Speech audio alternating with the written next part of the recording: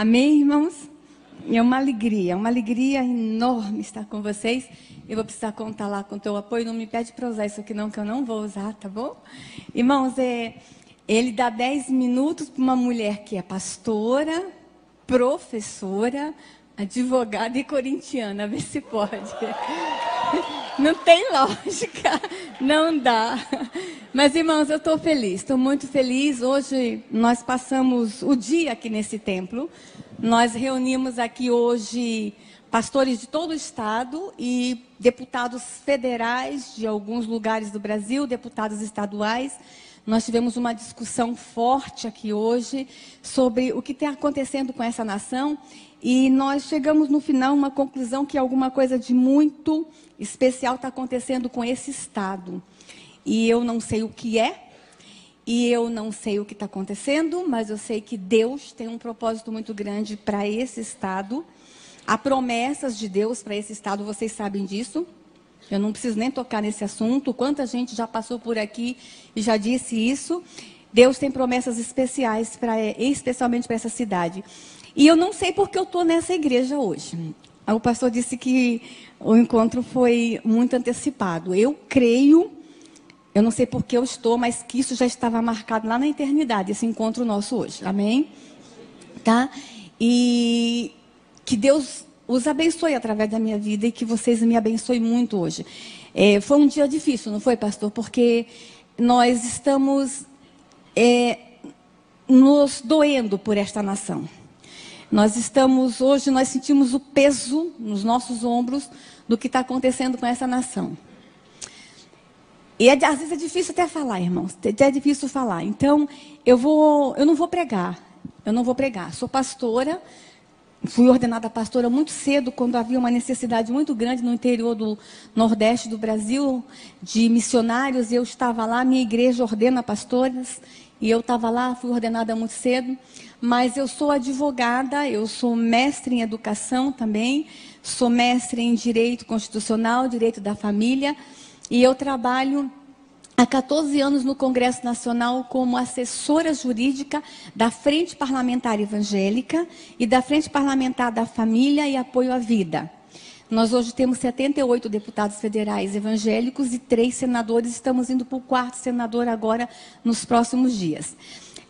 Se a gente for ver a nível de representatividade, nós já deveríamos ter um número maior, em torno de 100 deputados, deveria ser no mínimo 100 deputados, porque nós somos um número muito grande no Brasil de evangélicos.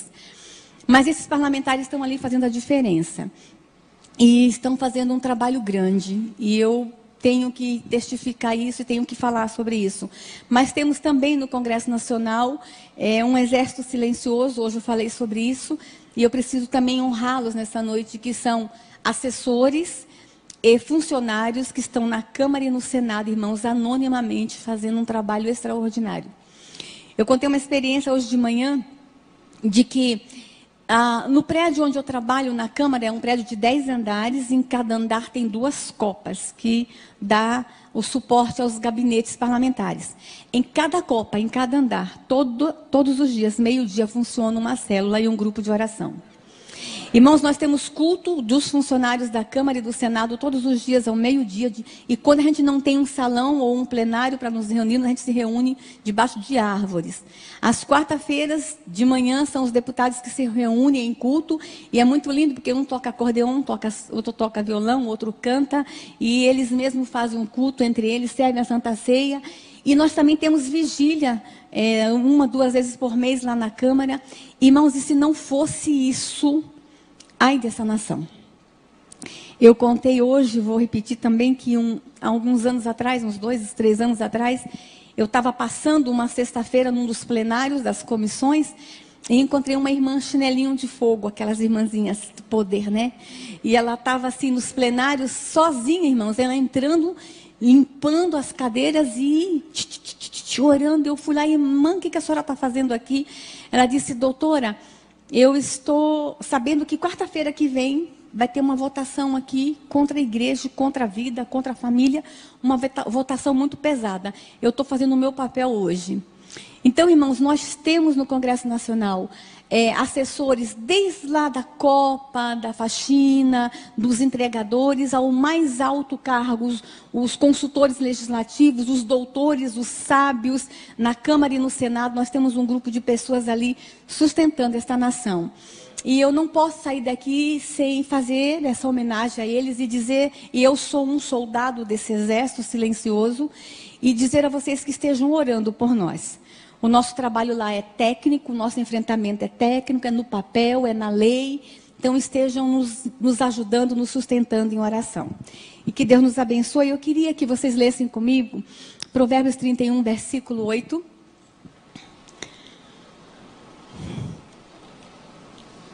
Que diz o seguinte: abre a tua boca. Eu vou esperar vocês abrirem. Provérbios está no Velho Testamento, depois de Salmos. Sou pastora, fui professora de escola dominical. Provérbios 31, versículo 8.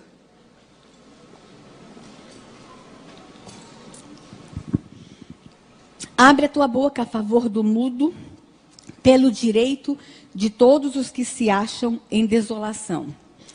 Algumas outras versões que dizem, abre a tua boca em favor do necessitado. Abre a tua boca em favor dos que necessitam, dos que precisam. Amém? E esse versículo nos motiva. E motiva a gente fazer o trabalho que nós estamos fazendo em todo o Brasil. E eu queria falar, irmãos, que nós estamos vivendo um momento diferente na igreja evangélica brasileira. Deus está chamando a igreja evangélica brasileira para um novo momento, para um novo instante. E grandes desafios nos esperam. E talvez eu vou estar falando hoje para alguém que talvez está aqui já há alguns anos na igreja e fala assim, ai Deus, eu queria alguma coisa diferente, eu estou cansada de estar sentado às vezes demais no banco, e eu queria um desafio, e eu vim aqui falar para você que realmente a igreja evangélica brasileira passa por grandes desafios. Irmãos, e os desafios é de restaurar esta nação, é de salvar esta nação do que está acontecendo. Mas a senhora está exagerando, pastora? Não estou exagerando, não. Pode passar o próximo slide. A igreja evangélica brasileira, por muito tempo, ela ficou dentro do seu ambiente, no conforto de nossas igrejas, e igrejas lindas como essa, estou encantada com este templo. E nós não ficamos antenados ao que está acontecendo na sociedade, ao que está acontecendo em volta. E aí eu tenho encontrado, eu estou falando num culto que tem muitos jovens aqui hoje, eu tenho encontrado uma turma e uma galera dizendo o seguinte, pastora, eu vou na igreja, eu recebo tanta unção no domingo, eu caio de unção e na segunda-feira eu chego na escola, no trabalho, eu não sei o que fazer com tanta unção. Tem sido assim. Nossa igreja está crescendo demais, nós estamos crescendo, amém, nós somos um povo que cresce todo dia, amém, mas o que nós estamos de fato influenciando em mudanças na sociedade? O que de fato a igreja evangélica brasileira tem feito para que a sociedade mude de verdade? É muito bom, irmãos, nós estarmos entre nós e nós sermos luz entre nós. É muito bom ser sal entre nós. Às vezes até enjoa tanto sal, né? Mas é muito bom a gente ser sal entre nós.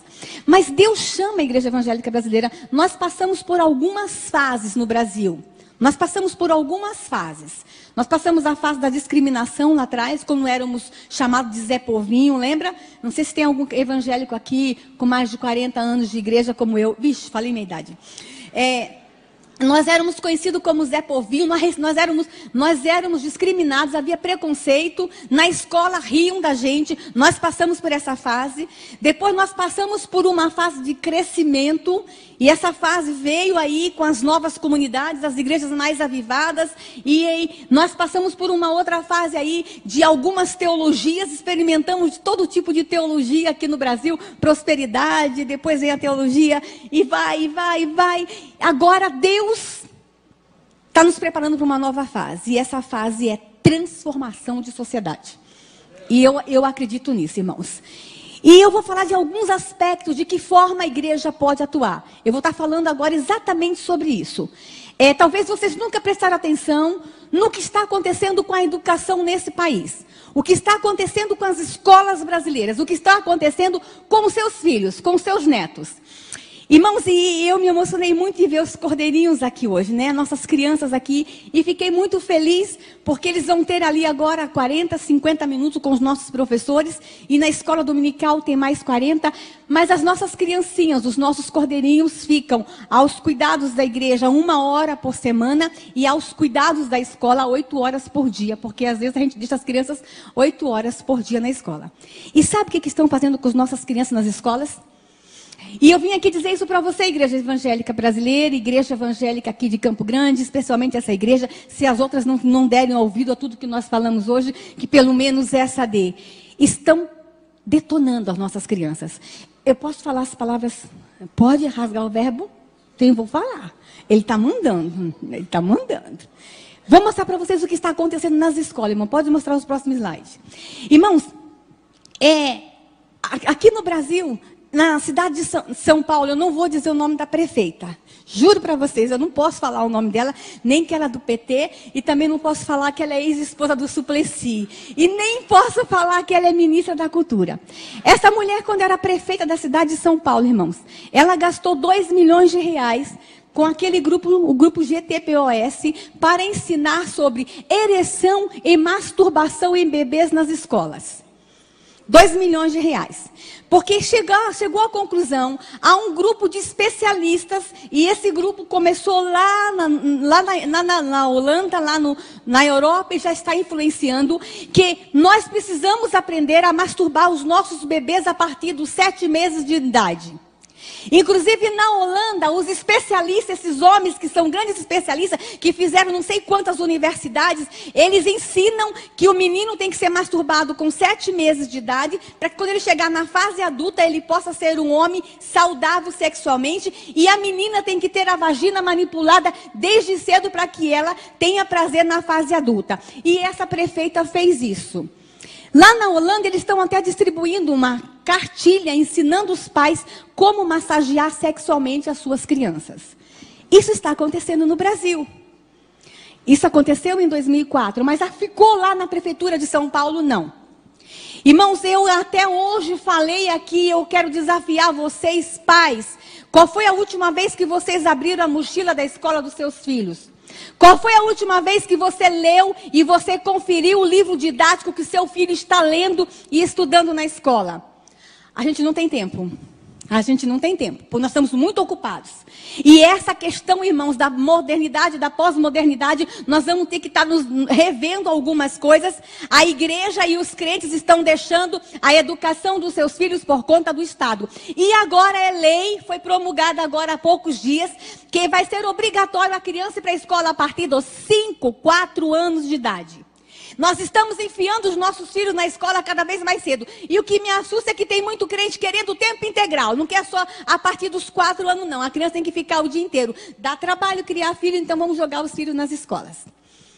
Igreja evangélica, Deus está nos chamando para a gente fazer uma revisão de valores. Para fazer uma revisão de conceitos. Deixa eu mostrar o que está acontecendo com as escolas. Pode passar o próximo slide.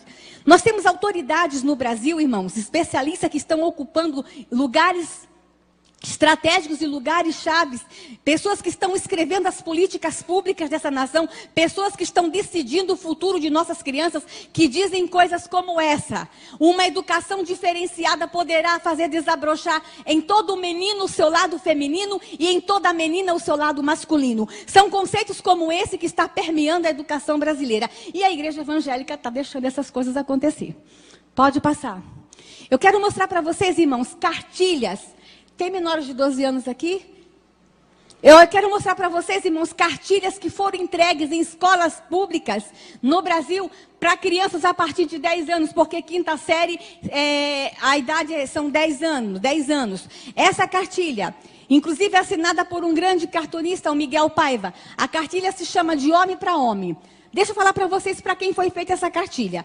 Essa cartilha foi feita pelo Ministério da Saúde. Eu não vou dizer quanto eles gastaram para vocês não ficarem com raiva. Foi feita um número muito grande de cartilha para entregar para homens impotentes no Brasil. Aí eles saíram, o Ministério da Saúde saiu atrás dos homens impotentes, não achou, graças a Deus, não tem tanto assim. E aí, eu não sei se eles nem acreditavam, pastor, que eles iam na marcha marcha do orgulho do homem impotente para distribuir cartilha. Eles iam no Dia Nacional do Homem Impotente para distribuir. Não sei. São especialistas que não têm nem bom senso. Gastaram milhões nessa cartilha para ensinar o homem como ter prazer. Para ensinar o homem como ter uma relação sexual. Aí eles não acharam os homens impotentes e mandaram para as escolas públicas brasileiras. A palavra mais light que tem nessa cartilha é gozar e tesão. Imagine. E crianças de 10 anos no Brasil tiveram acesso a essa cartilha. Pode passar. Olha os desenhos. Especialmente essa cartilha que eu escaneei, porque depois nós tomamos uma iniciativa. A diretora da escola disse que os meninos pegavam essa cartilha e iam para o banheiro se masturbar usando essa cartilha. Então você, pai, proíbe seu filho ver livro pornográfico. A gente orienta como igreja que não se pode ter acesso à pornografia. Aí vem o governo brasileiro com verba pública do seu bolso e faz um material desse e distribui em escolas públicas brasileiras. E o que a gente faz? Nada. Sabe por quê? Nós estamos ocupados. A igreja está muito ocupada. Nós estamos ocupados em ganhar dinheiro. Nós estamos ocupados com as nossas profissões. E não estamos antenados com o que está acontecendo. Mas Deus está dizendo para a Igreja Evangélica Brasileira, abre o olho. Vocês já foram treinados. Vocês já receberam unção demais. Vocês já passaram por tudo. Já aprenderam todo tipo de teologia. Agora é hora de vocês agir. E é hora da gente se levantar como igreja. Deixa eu mostrar a próxima gravura para vocês. Pode passar, olha lá quem fez essa cartilha, Ministério da Saúde, está nas escolas. Deixa eu mostrar a próxima para vocês. O SUS. Sabe aquele SUS, irmãos, que não tem dinheiro para fazer cirurgia de catarata no Brasil? Sabe aquele SUS que não tem vaga nos hospitais para os velhinhos? Eu vou mostrar o quanto que eles gastaram para fazer essa cartilha. Foi essa que eu tirei a gravura mais forte. Nessa cartilha, o SUS fez para usar impostos de saúde em escolas. O SUS fez para ensinar sobre drogas e doença sexualmente transmissível. E essa, irmãos, era uma cartilha grande que a professora colocava em cima da mesa. Não sei se tem algum professor que teve acesso a ela. Era em forma de espiral. E a metodologia, porque esse material vem com metodologia, era: senta as crianças no chão, a partir de 10 anos, mostre a gravura e leia o que está atrás. E a tia ia mostrando. Na hora de falar sobre drogas, mostra a gravura. Mostra sobre direitos, pode passar a próxima gravura. Na hora de falar sobre droga, a tia dizia o seguinte: ao usar o crack, passe protetor labial nos seus lábios, para os seus lábios não ressecar. Está achando que é pouco? A tia dizia o seguinte, porque o ministro da Saúde mandava falar e o ministro da Educação mandava falar: se você usar cocaína, não use canudo de papel, porque tem muita bactéria, use canudo de plástico. Na hora do êxtase, a parte do êxtase, estava escrito o seguinte na cartilha: ao comprar êxtase, cuidado com o fornecedor para você não comprar gato por lebre por gato. Olha o absurdo. Inclusive mandando a criança conhecer o traficante. Aí os deputados evangélicos, que estão lá na Câmara tentando fazer uma diferença, barulhentos, que estão sendo chamados de homofóbicos, que estão sendo chamados de radicais e de fundamentalistas e que estão sendo perseguidos, foram perguntar para o ministro da Saúde: mas ministro, vocês fazem uma cartilha dizendo como ensinar? Sabe qual foi a resposta dos especialistas? Dos que estão mandando na nação, porque nós deixamos, porque a igreja evangélica se acomodou.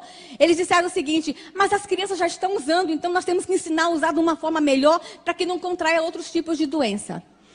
Na parte do sexo, que eu tirei com vergonha, mas o pastor disse que eu podia ter deixado, fala sobre sexo anal, sexo vaginal e sexo entre mulher e mulher.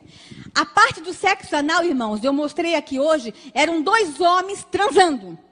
A figura é ridícula, não era, pastor? 2 homens transando. Irmãos, e eu vou contar a experiência que eu tive como mãe. Eu tenho uma filha de 10 anos, ela está com 14, ela tinha 10 quando teve acesso a essa cartilha. A minha filha é indígena, eu tenho uma filha adotiva indígena. E nós estávamos tentando falar para ela sobre a homossexualidade de uma forma muito madura, porque a cultura dela não tem a homossexualidade.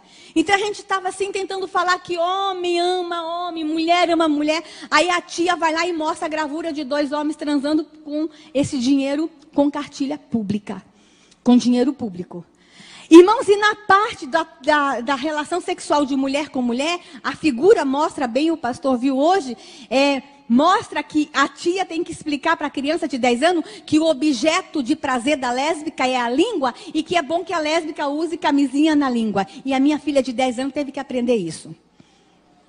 Pode passar? Quem fez essa cartilha?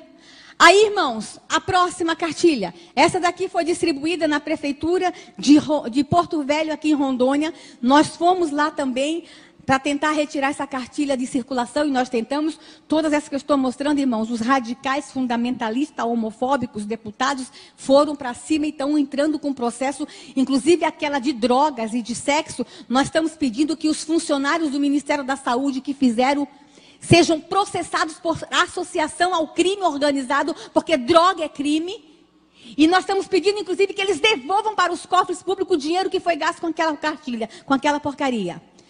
Mostra a próxima. Essa daqui foi distribuída em Rondônia. Mostra a gravura, a primeira página.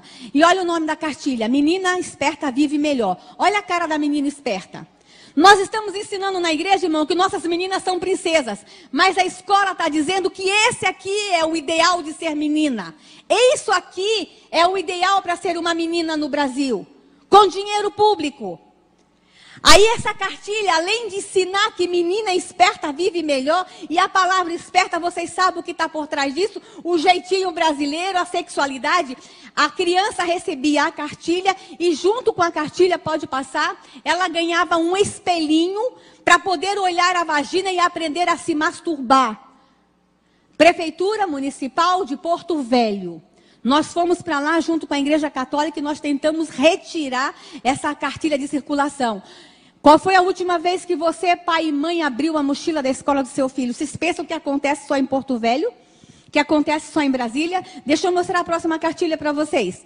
Essa daqui, distribuída no Rio de Janeiro e foi distribuída em todo o Brasil. Inclusive, eu quero que vocês olhem bem para essa gravura aí. E olhe se não está na mochila dos seus filhos aqui em Campo Grande. A primeira coisa, quando a tia entrega para a criança, a tia tem que dizer que é confidencial, não pode mostrar para o pai e para a mãe. Para crianças de quinta série. Vocês acham que tem que ter segredo entre eu e uma filha de 10 anos? Então, irmãos, eles começam a criar conflitos entre pais e filhos. Eles estão ganhando e sendo obrigados. Deixa eu falar uma coisa. São os professores sendo obrigados. Talvez eu esteja falando para professores aqui que recebem esse material e não sabem o que fazer porque vem de uma forma impositiva do MEC. Deixa eu falar uma coisa, isso não é impositivo, isso é apenas sugestivo. O professor tem autonomia em sala de aula. Se eu estou falando com o professor cristão aqui, deixa eu dizer uma coisa, na tua sala de aula quem manda é você. Você não é obrigado a usar esse material. Você pode ser criativo e falar dessas coisas sem usar esse material ridículo que o MEC está mandando. Deixa eu falar nessa cartilha, irmãos. Pode mostrar. Vira. Nessa cartilha ensina sobre masturbação feminina e inclusive como a menina usar o dedinho para não machucar a vagina. 10 anos de idade. Nessa cartilha fala sobre ficada. E aí, além de incentivar a ficada, a tia pede para o menino e a menina relatar as suas 8 mais espetaculares ficadas. E tem que dizer, olha lá, como foi, com quem foi, onde foi e quando foi e se gostou. Agora imagina, a Igreja Batista de Campo Grande está dizendo para os meninos que ficar não é legal. A escola dominical está ensinando que não pode ficar. Aí os meninos da Igreja Batista de Campo Grande recebem essa cartilha e não está preenchendo, porque ele não está ficando. As meninas não estão ficando. Aí eles estão sendo discriminados na escola porque eles são frouxos, não estão ficando. Vocês têm ideia da confusão que está acontecendo com essa nação, irmãos? Mas essa mesma cartilha, além de falar de masturbação feminina, de falar de masturbação masculina, de falar de ficada, ensina uma outra coisa que acho que vocês nunca aprenderam na escola. Pode passar. Fala sobre o ponto G na vagina da mulher. Diz que tem um lugar na vagina da mulher que é chamado ponto G, que a mulher sente mais prazer. Isso tem que ser dito para criança de 10 anos no Brasil, irmãos. E eu vou dizer uma coisa para vocês, como é que essa cartilha chegou lá na Câmara dos Deputados para nós. Esse é o meu trabalho como assessora jurídica, receber as denúncias e trabalhar em cima delas e motivar os parlamentares a fazerem alguma coisa.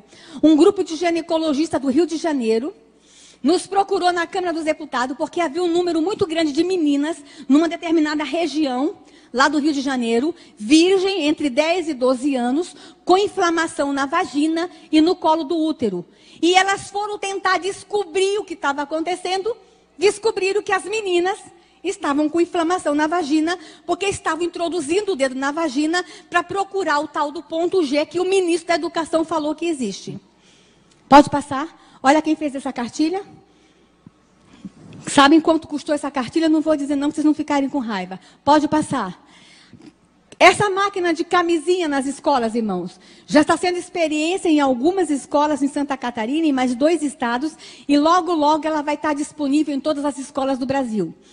Essa máquina de camisinha, um menino a partir de 12 anos poderá pegar 2 camisinhas por semana, porque os especialistas disseram, fizeram uma pesquisa, eu não sei aonde, acho que eles foram em Harvard estudar, que a criança brasileira com 12 anos tem 2 relações sexuais por semana. Portanto, tem direito a 2, 4, 8 camisinhas por mês.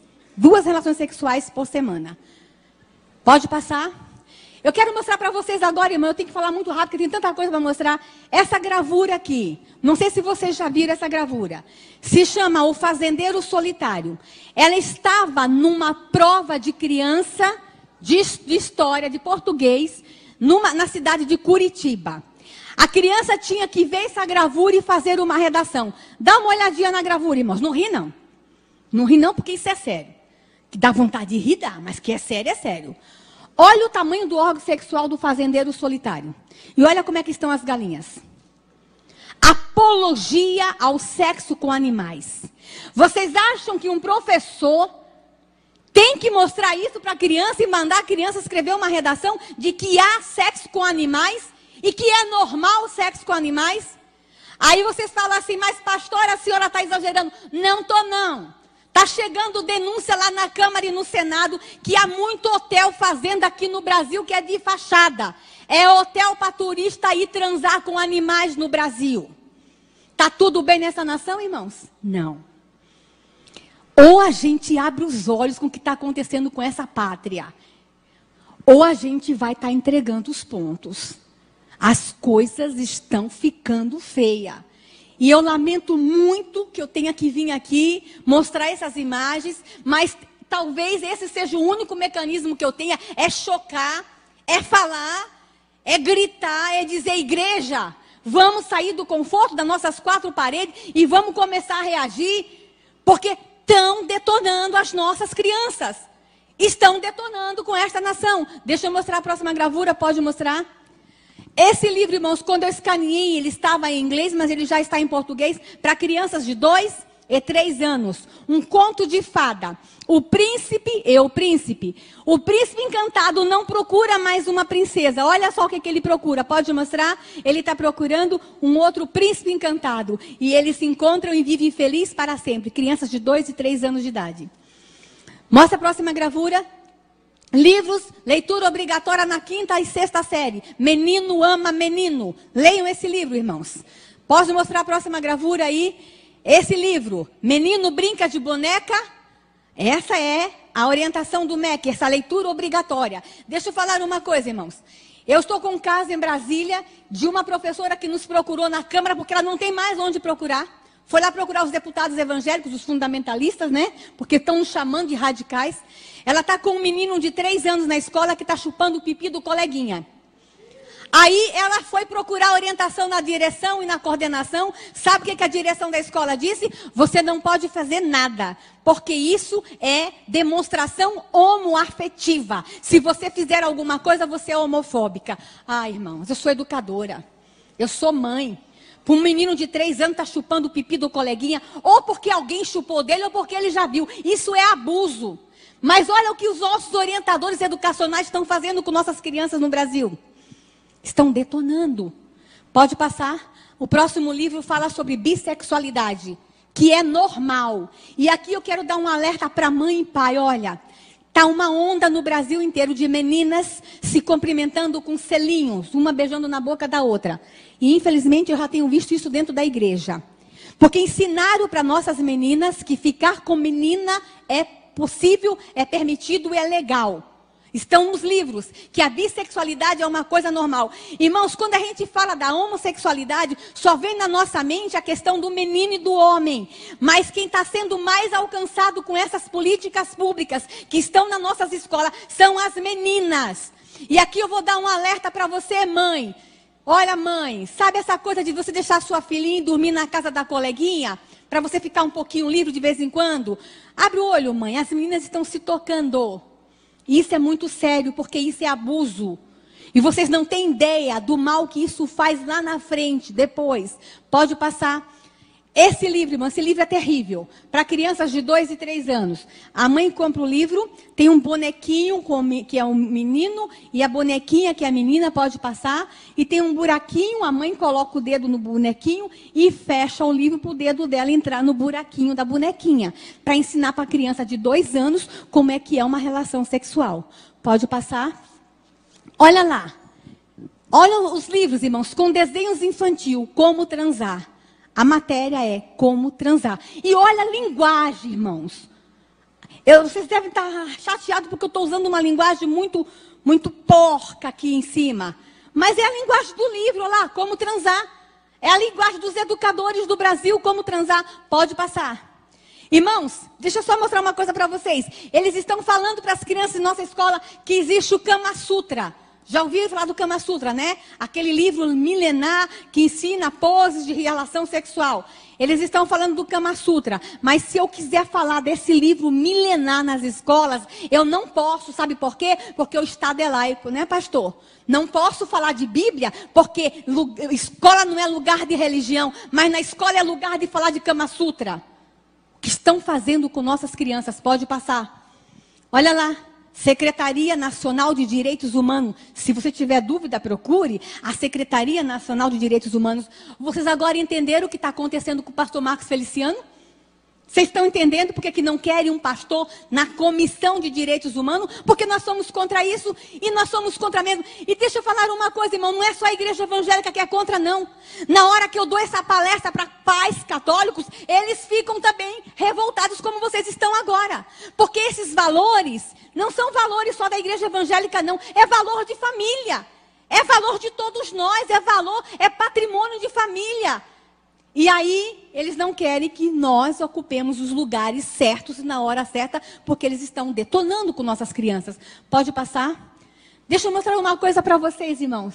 A coisa no Brasil, eu trouxe uma gravura aqui, a coisa no Brasil, ela está tão solta, e é tão normal, e é tão natural erotizar nossas crianças no Brasil, que eu vou mostrar para vocês a capa de um disco. Pode passar.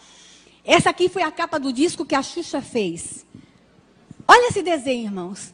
Vocês acham que a Xuxa precisava desse desenho para vender CD? Isso para mim é erotização e apologia à pedofilia. O que está acontecendo com essa nação, irmãos? Vocês pensam que está tudo bem com esta nação? Pode passar a próxima slide. Esse comercial, irmãos, passou na Europa e está chegando no Brasil. É um bebezinho no berçário. E na hora que o bebezinho nasce, quando recebe a pulseirinha, ao invés de receber a pulseirinha com o nome, já recebe o símbolo de homossexual, porque eles querem dizer que as crianças já nascem homossexual. E aqui vou dizer uma coisa para vocês, igreja, ó, não há uma prova científica que existe o gene gay. Não há uma prova científica que o gay nasça gay. Se tivesse, eles já tinham jogado isso na nossa cara. Não existe. A homossexualidade, ela é aprendida a partir do nascimento. Lá na infância, lá no berço. Tá? A forma como se lida com a criança. Mas ninguém nasce gay. Pode passar, deixa eu mostrar para vocês. Irmãos, com relação ao aborto. Eu falei sobre a erotização de criança. Mas o que está acontecendo nessa nação com relação ao aborto? Pode passar o próximo slide rapidinho. Deixa eu mostrar para vocês. Todos vocês sabem que os números, 50 milhões de crianças no mundo são abortados. Fala que no Brasil, 1 milhão de crianças são abortadas por ano no Brasil. E aí eles querem aprovar o aborto no Brasil. E sabe por que os ministros da saúde, dos 3 últimos, disseram que querem aprovar o aborto no Brasil? Porque eles dizem, irmãos, que no Brasil milhões de mulheres morrem por causa do aborto. Cadê os milhões de túmulos? Quantas mulheres vocês enterraram porque morreram por causa do aborto? Quantas mulheres os pastores aqui já enterraram, fizeram o culto fúnebre ou foram lá dar uma bênção porque morreu por causa do aborto? Mentira! Não existe milhões de mulheres morrendo por causa do aborto no Brasil. Eles manipulam dados, eles manipulam estatística, eles manipulam informações para impor na sociedade brasileira uma cultura de morte. E a gente tem que começar a ficar atento, irmãos. As feministas começaram a dizer aí que nós temos que aprovar o aborto porque é uma questão de saúde pública. É mentira. Não existe tanta morte de mulher no Brasil por causa do aborto, não. Eles estão manipulando informações porque eles querem aprovar o aborto no Brasil. Pode passar. O ministro José Temporão, em 2008, quando ele assumiu o ministério, um médico sanitarista, quando esse homem assumiu o ministério, irmãos, eu fiquei feliz porque ele disse, opa, agora vem um sanitarista que entende de saúde pública, ele vai acabar com a malária e a febre amarela, vai resolver o problema da dengue no Brasil. Ele chamou a imprensa. A primeira entrevista que ele deu para a imprensa, que na gestão dele como ministro, ele iria aprovar o aborto, porque aborto é caso de saúde pública. Irmãos, ele confundiu feto com mosquito. Saúde pública é malária, saúde pública é dengue, saúde pública é febre amarela, mas ele disse que não, que a prioridade na gestão dele era o aborto, a aprovação do aborto. E deixa eu dizer uma coisa, irmãos, naquele ano, nós tivemos o maior número de ocorrência de dengue no Rio de Janeiro, maior número de malária na Amazônia, e a febre amarela que estava erradicada no Centro-Oeste voltou. Deixa eu dizer uma coisa, irmãos, é um sinal do céu. Não afronte o poderoso. Eu quero falar como pastor agora. Não afronte o todo-poderoso. Matar bebês no ventre da mãe, matar bebês em plena fase de desenvolvimento, é covardia, é assassinato, além de ser pecado. Pode passar? Veja só, irmãos. O ministro José Temporão disse que queria aprovar o aborto porque é caso de saúde pública. E a nossa atual ministra da Secretaria de Saúde, da Secretaria Nacional de Política para as Mulheres, diz que já fez aborto, diz que foi treinada para fazer aborto, ela foi fazer um curso. A nossa ministra foi fazer um curso de como fazer aborto. E diz ainda que quer aprovar o aborto no Brasil. É isso que está rolando na política brasileira. É isso que está rolando no governo brasileiro. Pode passar. Irmãos, e hoje, o que está acontecendo hoje? Está acontecendo que nós temos uma reforma do Código Penal que está lá dizendo que quer a aprovação do aborto urgente. Porque eles dizem, irmãos, que aprovar o aborto no Brasil vai acabar com a criminalidade. Você sabia que tem um governador do Rio de Janeiro disse que tem que aprovar o aborto porque aí ia parar de nascer bandido nas favelas, como se filho de pobre nascesse bandido? Olha os argumentos mais absurdos que se usam para aprovar o aborto no Brasil. Pode passar? A vida nesse ser aí, irmãos.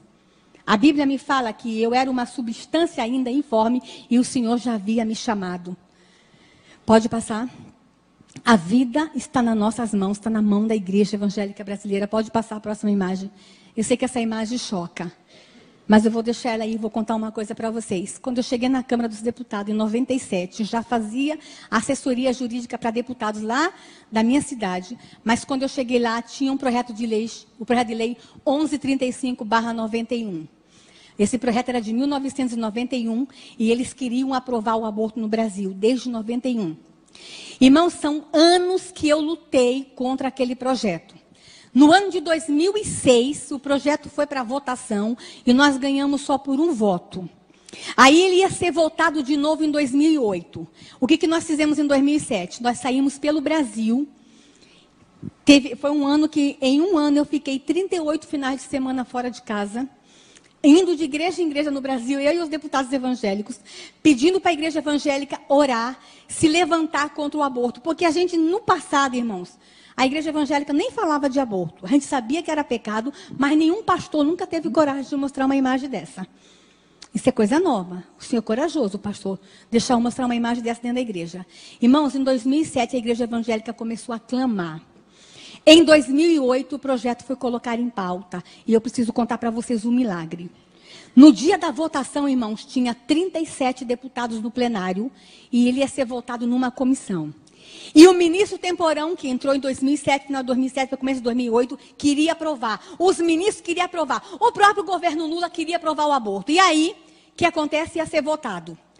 Nós fomos contar o voto. Quais os deputados eram contra o aborto? Nós só tínhamos 12, dos 37, nós só tínhamos 12 deputados contra o aborto. O resto tudo era a favor. A votação começou 15 para as 9, 8 e meia, 15 para as 9. Mas eu preciso contar uma coisa antes. A igreja evangélica estava orando, amém? Mas na noite antes da votação, a votação foi no dia 14 de maio de 2008, está em ata, vocês podem buscar lá na ata da Câmara, está em notas taquigráficas. Na noite anterior, os deputados evangélicos resolveram fazer uma vigília. E a gente ora no 10º andar da Câmara, que tem um espaço muito grande, e nós fomos fazer uma vigília.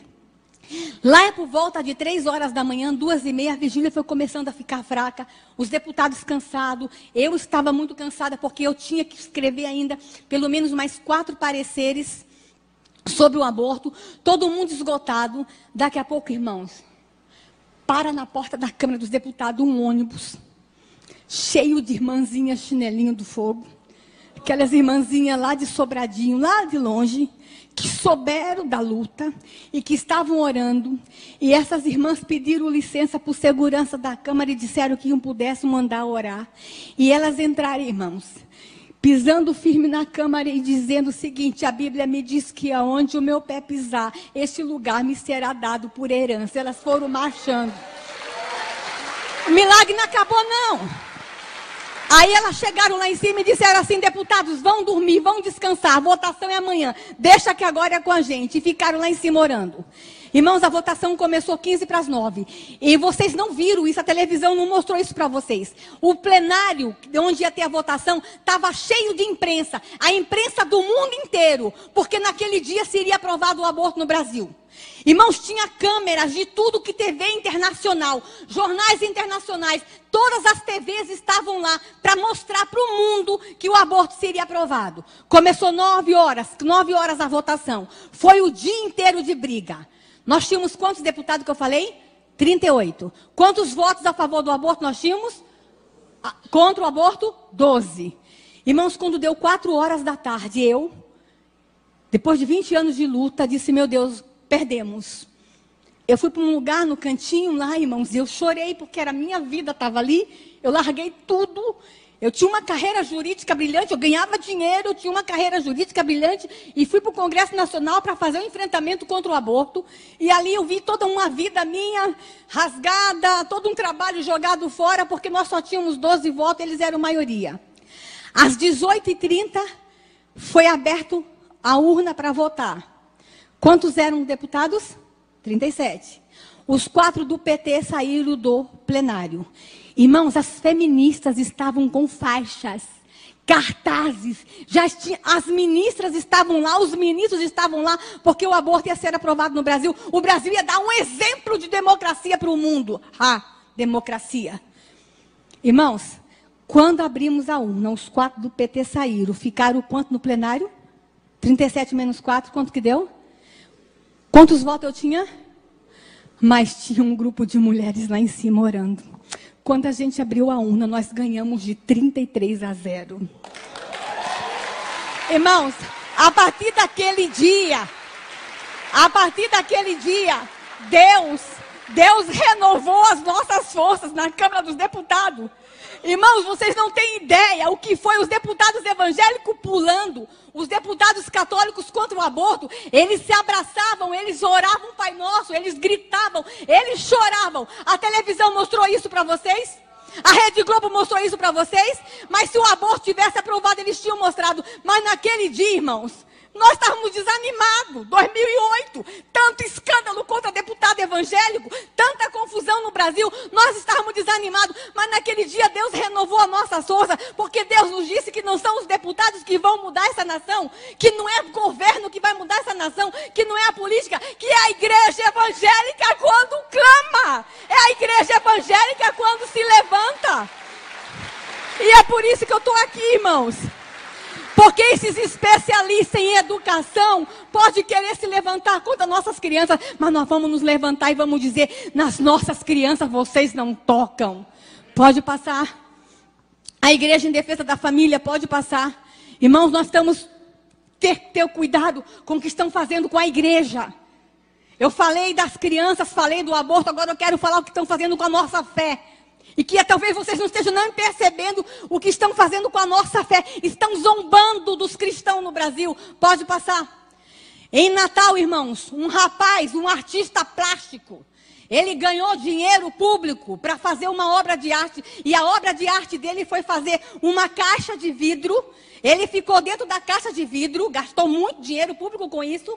Tirou a roupa, ficou pelado na frente do público, ficou de costa, ficou de quatro e tirou de dentro do ânus um terço da Igreja Católica. Aí vocês falam assim, o que eu tenho a ver com isso, o terço da Igreja Católica? Quem foi católico aqui sabe que no final de todo o terço tem uma cruz. Ele tirou de dentro do ânus, foi a cruz. Irmãos, quando eu soube disso, eu fiquei tão revoltada. É como se aquele artista plástico com dinheiro público dissesse: olha o que eu faço com o símbolo da tua fé.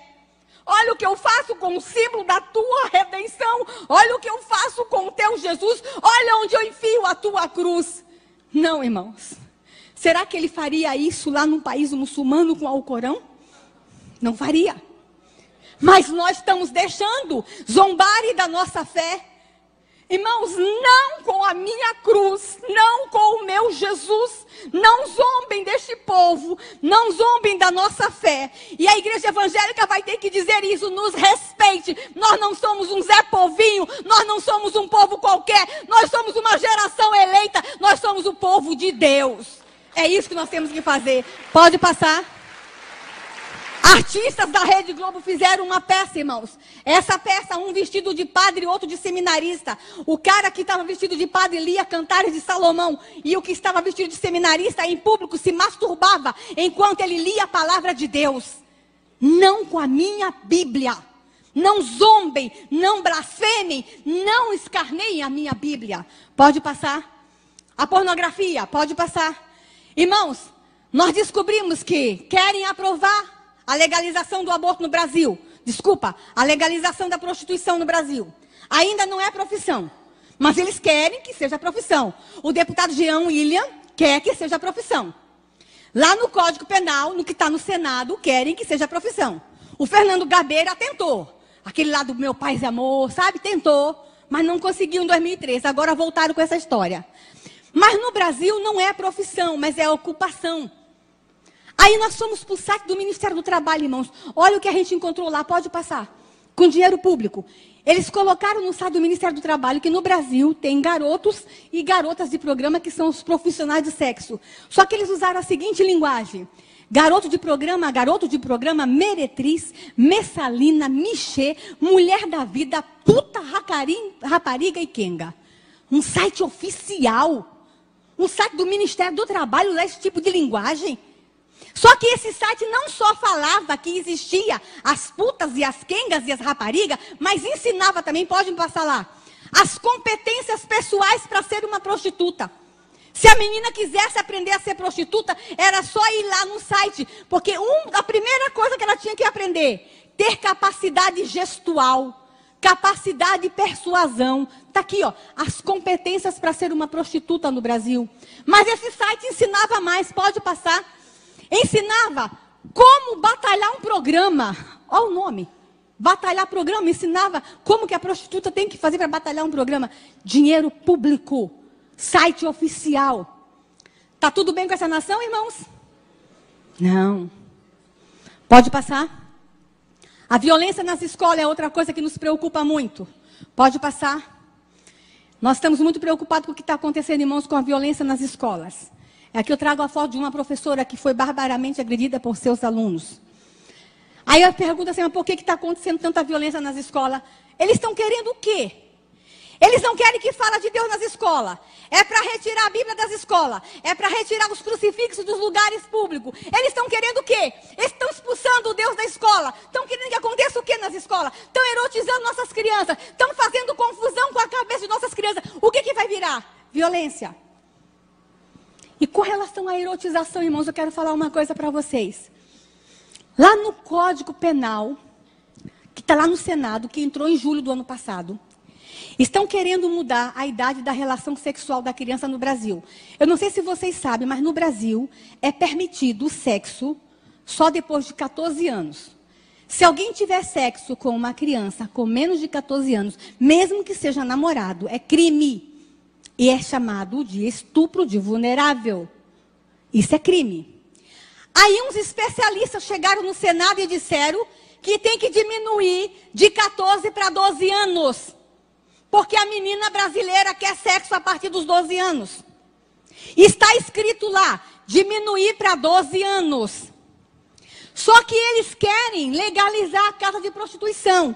Então, se eles vão diminuir a idade de 14 para 12 e vão liberar que nas casas de prostituição tenham meninas e meninas com 12 anos fazendo sexo. E o que mais me deixa chateada é que estão querendo fazer isso antes da Copa e das Olimpíadas. Sabe por quê? Porque dá dinheiro. Sabe por quê? A prostituição infantil dá lucro. Sabe por quê? Estão querendo ganhar em cima do corpo de nossas crianças. E aqui eu quero dizer uma coisa para vocês, irmãos. Vocês sabem como é que eu cheguei em toda essa luta? Porque eu fiz da minha dor a minha luta. Eu sou sobrevivente da pedofilia. Eu sou vítima da pedofilia.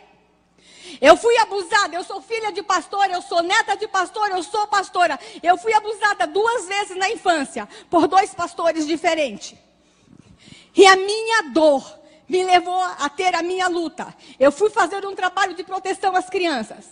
Só quem passou pelo calvário da pedofilia, como eu passei, é que sabe o que querem fazer com nossas crianças. Eu sei que eu estou falando nessa igreja para pessoas que foram abusadas e sabem o que eu senti, sabem o que eu vivi. Eu não sei se é melhor sobreviver à pedofilia ou morrer no ato. Eu não sei o que é melhor. Irmãos, o turismo sexual infantil no Brasil ele está crescendo tanto. E agora, com a aprovação dos parlamentares lá no Senado, eu vou contar uma coisa para vocês, irmãos. No Brasil, 1 em cada 3 meninas até os 18 anos é abusada sexualmente. E vou contar uma coisa para vocês. 1 em cada 4 meninas confessa. Mas eu tenho um outro número muito mais assustador. 1 em cada 100 menino conta. Cada 100 menino abusado, só 1 conta. Porque o menino tem vergonha de falar que foi abusado sexualmente. Porque ele tem medo de ser confundido como gay. No Brasil, algumas brincadeiras infantis que não são brincadeiras, são abusos sexuais. Brincadeira de menino com menino no banheiro, um ficar medindo o tamanho do pinto do outro. Isso não é brincadeira, esse é abuso. E os professores dizem que isso é normal. Não é normal, não é abuso. E eu vou dizer uma coisa para vocês, irmãos. Os pedófilos do mundo inteiro querem vir ficar com nossas crianças. Eu assessorei o senador Magno Malta na CPI da pedofilia e nós descobrimos que se vende pacotes para que pedófilos do mundo inteiro venham transar com nossas crianças. Há agências especialistas lá fora para vender pacote sexual com criança brasileira, porque o sexo com criança brasileira é barato. Eu estava fazendo uma batida num posto policial recentemente, quando eu entrei, eu fazendo batida. Eu e um colega do Senado entramos num posto policial, uma menina de 8 anos chegou lá e falou pro meu colega, tio, quer que eu faça um boquete? R$1. R$1. Sexo oral, R$1. É esta nação que nós temos. E a igreja evangélica está confortavelmente sentada. Deixa eu falar uma coisa, irmãos. Esses pedófilos querem vir para o Brasil, sabe por quê? Porque falam lá fora que a menina brasileira é caliente. Que a menina brasileira é quente. Especialmente a menina do norte, ela tem o sexo na flor da pele. A menina brasileira é quentinha. O menino brasileiro é quentinho. E eles querem vir transar com as nossas crianças porque aqui se faz vista grossa com relação ao sexo com criança. Chega! Chega! Deixa eu dizer uma coisa para vocês, irmãos. Sabe qual é o meu sonho como mãe? Como pastora? Sabe qual é o meu sonho?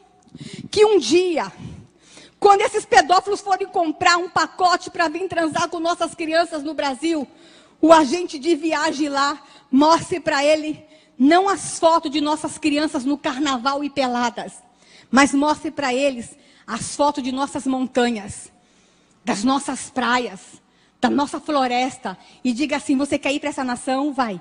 vai fazer turismo lá, vai ver as praias daquele país. São as praias mais lindas do mundo. Vai ver as montanhas, vai ver a floresta. Mas tu não vai lá mexer com criança, não. Porque tem um povo doido. Tem uma igreja evangélica que se levantou e que disse que ninguém mais toca em suas crianças naquela nação. Irmãos, e como eu queria que isso começasse hoje aqui nessa igreja. Eu não sei por que eu vim para essa igreja hoje. Mas eu sei que está acontecendo alguma coisa de muito especial nesse estado. E talvez seja aqui que a gente vai deflagrar no mundo espiritual que ninguém vai sodomizar as crianças brasileiras mais. Talvez seja nessa igreja que a gente vai dizer, nas nossas crianças ninguém toca. Oh Deus! Pode passar. E aqui eu termino, irmãos, falando para vocês, eu estou falando de aborto, de educação, de pornografia, mas eu quero falar de um assunto muito especial, mas 5 minutos, estou acabando. Estou acabando, pastor, 5 minutos. Amém? Vocês vieram para a festa hoje? Amém? Não saí aqui com raiva. Irmãos, quando eu fui para o Congresso Nacional ajudar a escrever a legislação de defesa à criança, eu descobri uma criança que é excluída das excluídas, que são as crianças indígenas. E esse aqui eu tenho que falar sério, porque eu estou falando num estado que tem um número muito grande de crianças indígenas. E eu estou falando para uma igreja que convive com os povos indígenas. E eu quero falar para vocês que mais do que nunca nós precisamos amar os povos indígenas. Descobrimos, irmãos, que algumas etnias no Brasil, nós temos no Brasil em torno de 120 etnias diferentes. Entre as 120, nós descobrimos ainda que entre 30 e 40 matam os seus filhos.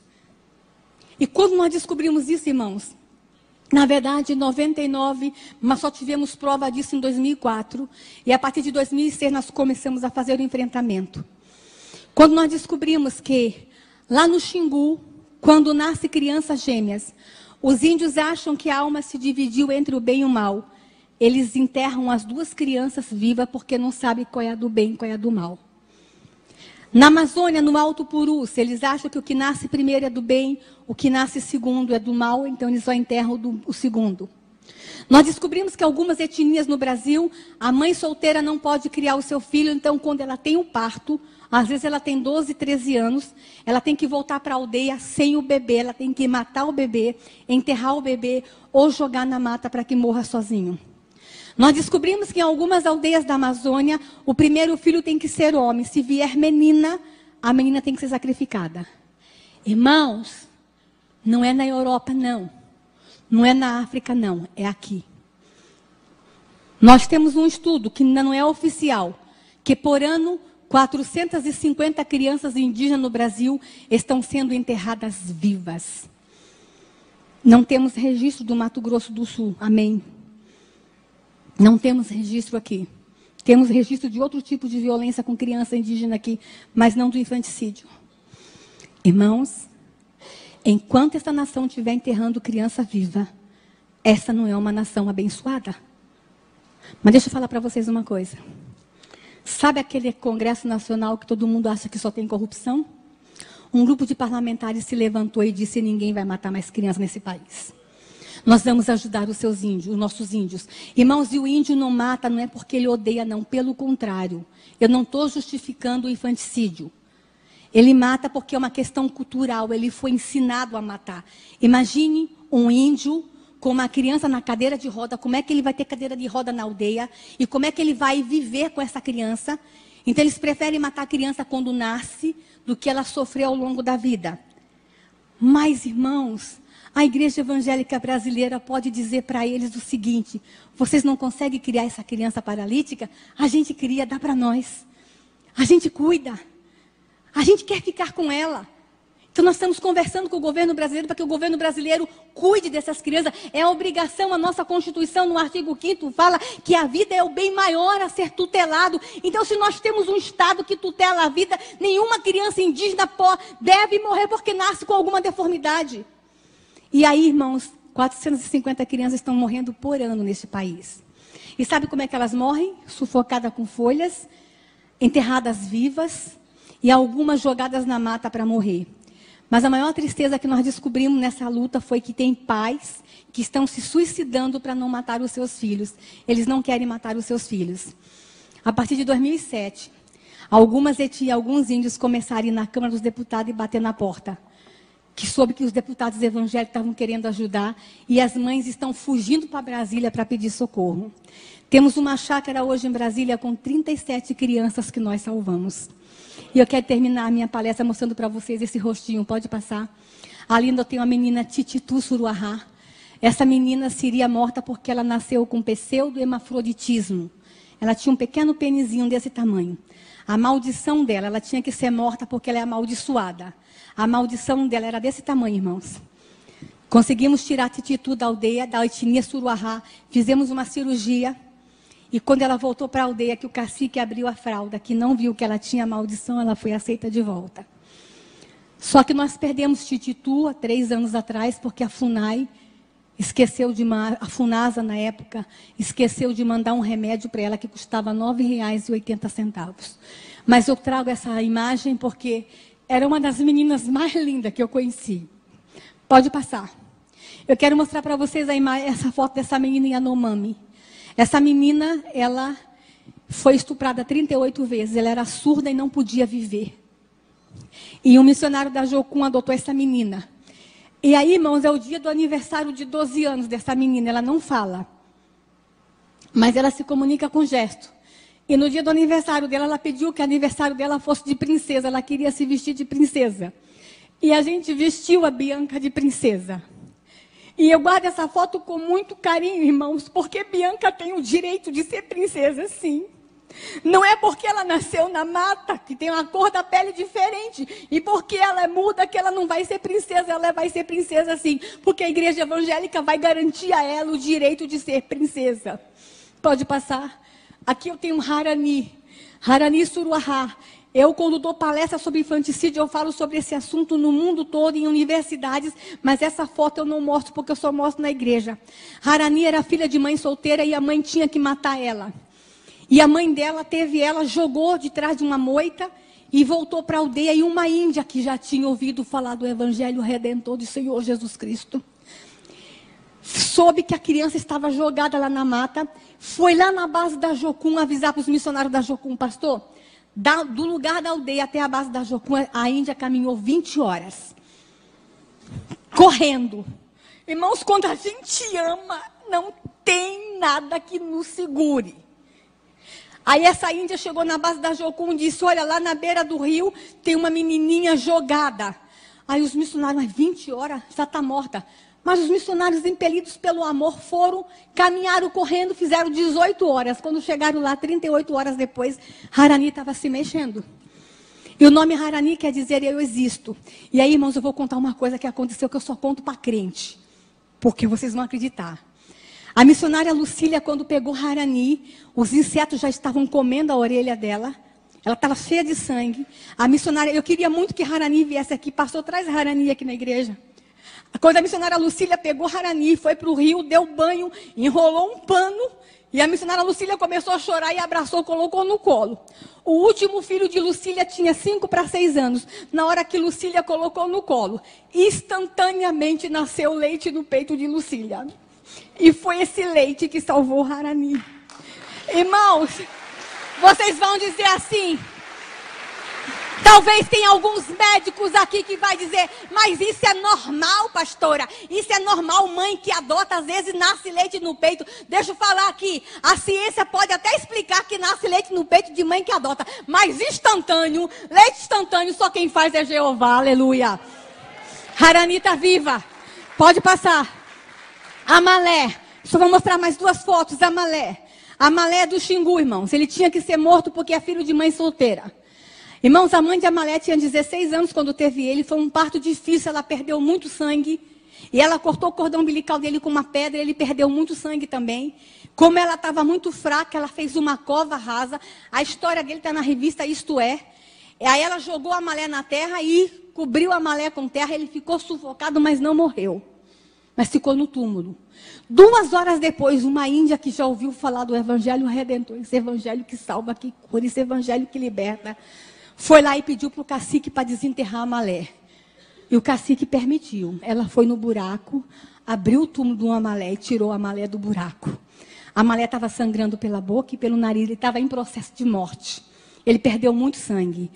E a Amalé está vivo, está com 8 anos, é o menino mais lindo do mundo. Mas ele é lindo.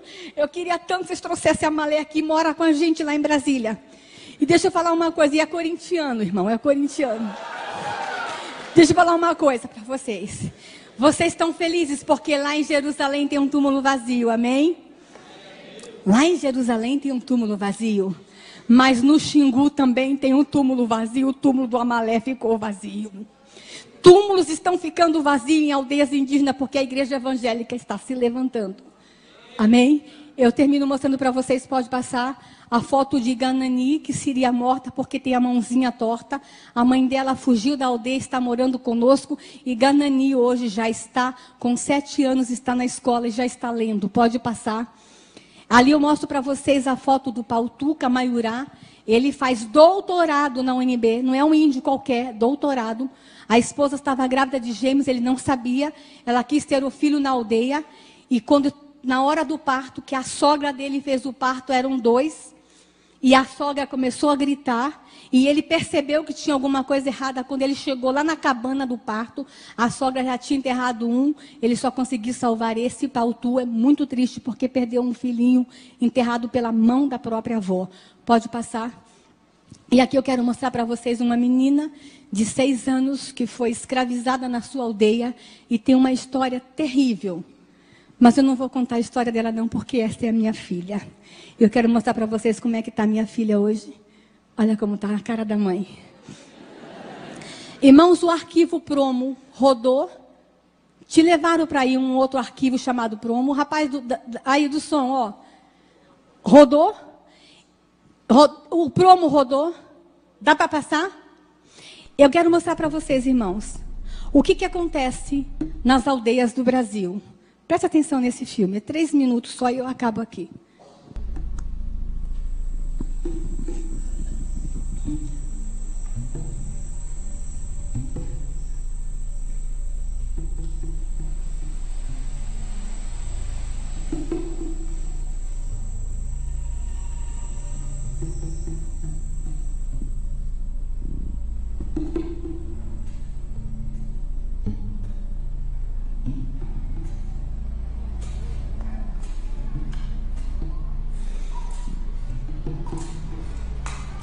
Duas crianças estavam condenadas à morte e o irmão mais velho teve que matar os 2 irmãos mais jovens.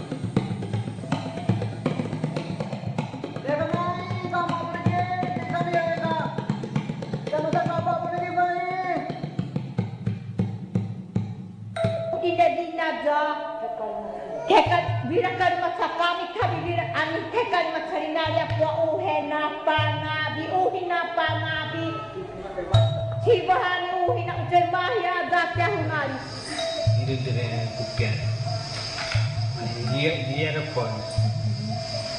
Dia yang nak potong. Itu apa? Dia materi apa? Siapa? Jadi mau beda beda. Ini baru itu kau. Baru tambah. Cina itu.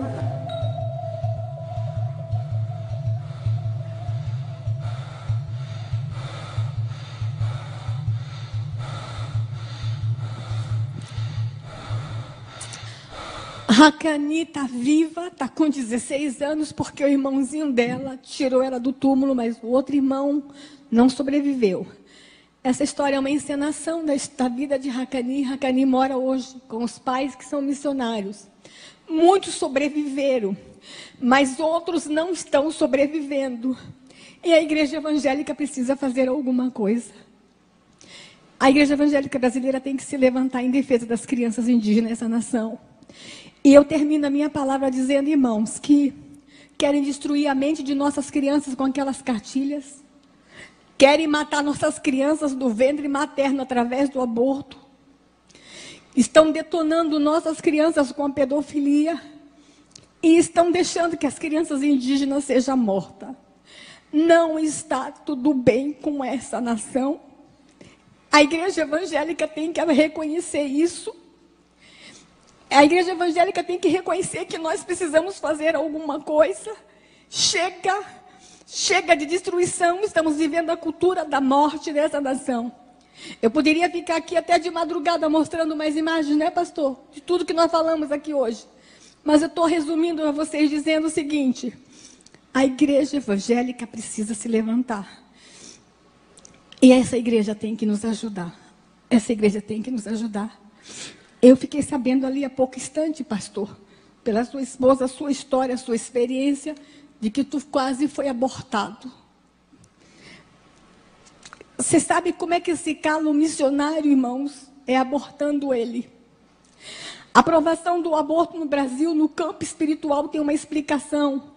Porque tem uma promessa que nós seríamos celeiro de missionários para o mundo todo. Então, a única forma de Satanás calar esses missionários é abortando. Porque quando nasce, vira pastor.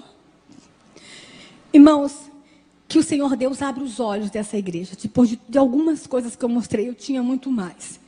Que o Senhor Deus abra os olhos dos jovens dessa igreja. A galera quer ajudar. Vocês têm tanto como fazer para me ajudar. Vocês têm redes sociais, vocês têm celulares, vocês têm internet, vocês têm Facebook. Entra no Facebook. Quer ajudar a não aprovar um aborto? Tem um telefone 0800 619 619. Ligue na Câmara, fale que vocês não querem um aborto. Quer ajudar? Ligue na Câmara, fale que vocês não querem que criança indígena seja morta. Essa lei que ajuda os índios a não matar as crianças está desde 2007 na gaveta e não é aprovada. Porque diz que a gente não pode se meter, porque é cultura. E porque é cultura, o índio tem direito de matar. Mas a gente, como evangélico, acredita que não. A cultura não pode estar acima da vida.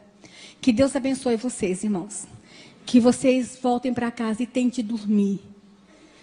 Se não conseguirem dormir, orem. Para que Deus levante a igreja evangélica brasileira. Amém? Que Deus abençoe.